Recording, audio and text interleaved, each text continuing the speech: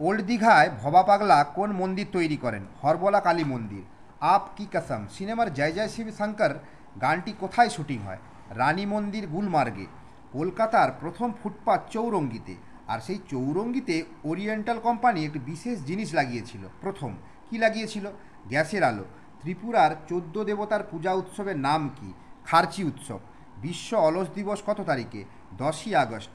Bamni false কোথায়? পুরুলিয়ার অযোধ্যা পাহাড়ে এই জলপ্রপাত। কাটামারি গুড়ি তিনে ড্যাশ এই ছড়ার শূন্যস্থানে কোন জায়গার নাম আছে?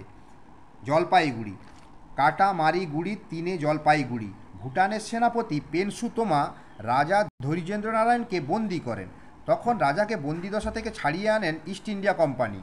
বন্দিদশা থেকে মুক্ত হয়ে রাজা রাজদরবারে ফেরার পথে যেখানে বসে প্রথম ভাত খান সেই জায়গার নাম পরবর্তীকালে কি হলো?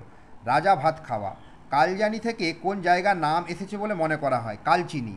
বেহুলা বা বহুলাপুর থেকে কোন জায়গার নাম আসে বলে মনে করা হয়? বেহালা।